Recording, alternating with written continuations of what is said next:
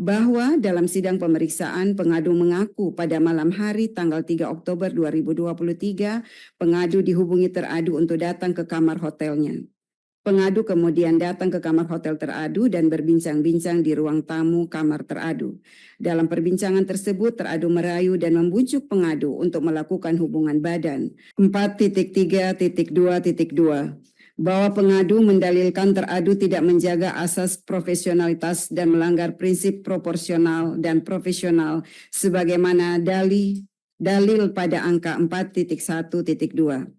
Berkenaan dengan dalil aduan pengadu bahwa teradu mengirimkan informasi yang bersifat rahasia, terungkap fakta dalam sidang pemeriksaan pada saat komunikasi intens antara teradu dan pengadu pada tanggal 6 Agustus 2023, teradu mengirimkan pesan terusan forward sesuai bukti P6. DKPP menilai tindakan teradu mengirimkan informasi maupun materi tentang pelaksanaan BIMTEK yang pembahasannya masih bersifat internal antara ketua dan anggota KPU tidak sepantasnya disampaikan kepada pengadu yang berstatus sebagai anggota PPLN. Apalagi disertai adanya pesan WhatsApp, keep secret for your eyes only, for your eyes only, dan not for share, menunjukkan bahwa informasi maupun materi yang dibagikan oleh teradu kepada pengadu bersifat penting dan rahasia.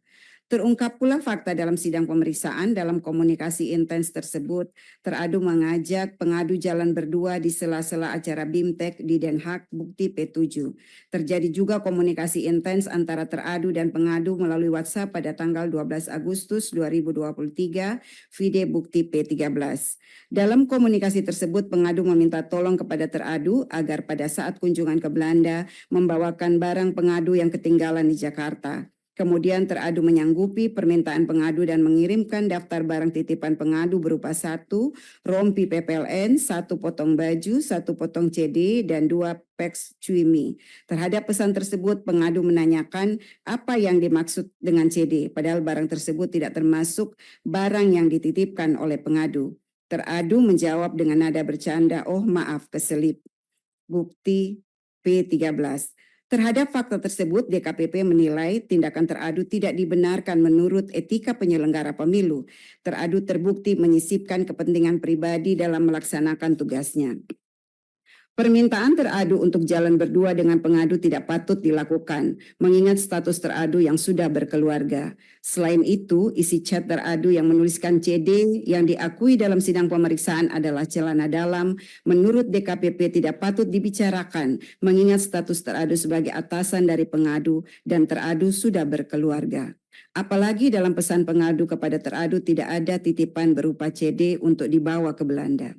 Berkenaan dengan dalil aduan pengadu bahwa teradu memaksa melakukan hubungan badan, terungkap fakta dalam sidang pemeriksaan bahwa pada tanggal 2 sampai dengan 7 Oktober 2023 dilaksanakan kegiatan BIMTEK PPLN di Den Haag.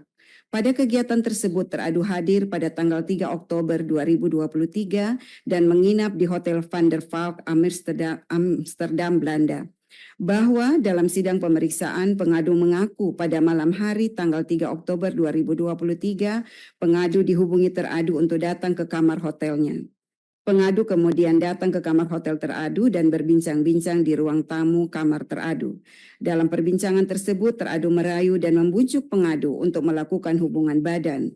Pada awalnya pengadu terus menolak, namun teradu terus memaksa. Saya ulangi, namun teradu tetap memaksa pengadu untuk melakukan hubungan badan. Pada akhirnya hubungan badan itu terjadi. Dalam sidang pemeriksaan, pengadu menyatakan setelah kejadian tersebut seminggu kemudian pengadu mengalami gangguan kesehatan fisik. Pada tanggal 18 Oktober 2023, pengadu melakukan pemeriksaan ke dokter umum atas gejala yang dialami sebelumnya. Permisi, mohon maaf yang mulia, apakah harus sedetail itu dibacakan? Terima kasih. Saya lanjutkan. Hasil konsultasi dengan dokter menganjurkan agar dilakukan pemeriksaan lanjutan bersama antara pengadu dan teradu. Pada tanggal 31 Oktober 2023, pengadu menghubungi teradu melalui pesan WhatsApp agar teradu juga melakukan pemeriksaan kesehatan sebagaimana dianjurkan oleh dokter. Kemudian teradu menjawab, "Iya, siap sayang." Selanjutnya, teradu mengirimkan hasil pemeriksaan kesehatan teradu yang dilakukan di Indonesia disertai dengan caption, "Semoga kita sehat selalu." Vide bukti P15C. Dalam sidang pemeriksaan, teradu mengakui bahwa kata kita yang dimaksud dalam chat WhatsApp tersebut adalah teradu dan pengadu. Berdasarkan uraian fakta-fakta tersebut, DKPP menilai telah terjadi hubungan badan antara teradu dengan pengadu pada tanggal 3 Oktober 2023 sesuai dengan bukti P15A, P15B, P15C, P16, P20, dan P21. Berkenaan dalil aduan pengadu bahwa teradu menyusun dan menandatangani surat pernyataan tertanggal 2 Januari 2024, terungkap fakta dalam sidang pemeriksaan bahwa teradu mengakui membuat dan menandatangani surat pernyataan akuo pada tanggal 2 dan 5 Januari 2024. Bahwa surat pernyataan tersebut dilatar belakangi oleh kedatangan pengadu ke Indonesia dengan maksud menagih kepastian janji teradu untuk menikahi pengadu pasca kejadian pada tanggal 3 Oktober 2023. Bahwa pengadu datang ke Jakarta pada tanggal 9 Desember 2023 difasilitasi oleh teradu berupa tiket pesawat dan menyiapkan 1 unit apartemen dengan nomor 705 di Oakwood Suite Kuningan atas nama Wildan Sukoya untuk dipergunakan pengadu sejak tanggal 8 Desember 2023 sampai dengan 7 Januari 2024 sesuai bukti pihak terkait Ahmad Wildan Sukoya, vide bukti PT2. Akan tetapi pengadu tidak mendapatkan jaminan kepastian dari teradu sehingga pengadu meminta teradu untuk membuat surat pernyataan tertulis di atas materai yang pada pokoknya berisikan janji teradu kepada pengadu. Terhadap fakta-fakta tersebut, DKPP menilai bahwa tindakan teradu membuat surat pernyataan yang berisi janji-janji kepada pengadu layaknya prenuptial agreement atau kesepakatan jaminan suami istri merupakan tindakan yang tidak patut dilakukan oleh teradu. Tindakan teradu membuat surat pernyataan tersebut sangat relevan dengan peristiwa yang terjadi pada tanggal 3 Oktober 2023 di Hotel Van der Valk, Amsterdam, Belanda. Selanjutnya, berkenaan dengan dalil bahwa teradu menyalahgunakan jabatan, wewenang, dan fasilitas negara untuk kepentingan pribadi, terungkap fakta dalam sidang pemeriksaan bahwa benar teradu menggunakan kendaraan dinas milik teradu untuk kepentingan pribadi mengantar dan menjemput pengadu di luar tugas kedinasan pada saat pengadu berada di Jakarta. Bahwa teradu juga terbukti memfasilitasi tiket pesawat pengadu pulang pergi Jakarta Singapura dengan total biaya sebesar 8.697.500 rupiah. Sebagaimana keterangan pihak terkait Retno Kusumastuti, vide bukti PT1 dan PT2. Selain itu, teradu juga memfasilitasi penginapan di apartemen Oakwood Suite Kuningan dengan total biaya sebesar Rp48.716.900 sebagaimana keterangan pihak terkait Ahmad Wildan Sukoya, vide bukti PT1, PT2, dan PT3. Bahwa berdasarkan keterangan pengadu dalam sidang pemeriksaan, teradu juga memfasilitasi tiket pesawat pengadu pulang pergi Jakarta Belanda sebanyak 3 kali dengan total biaya 100 juta rupiah. Hal ini diakui oleh teradu dan menjelaskan bahwa yang membayarkan biaya tiket untuk pengadu adalah temannya. Teradu juga membelikan pengadu layar monitor Asus ZenScreen dan seterusnya dianggap dibacakan seharga Rp5.419.000, vide bukti P11.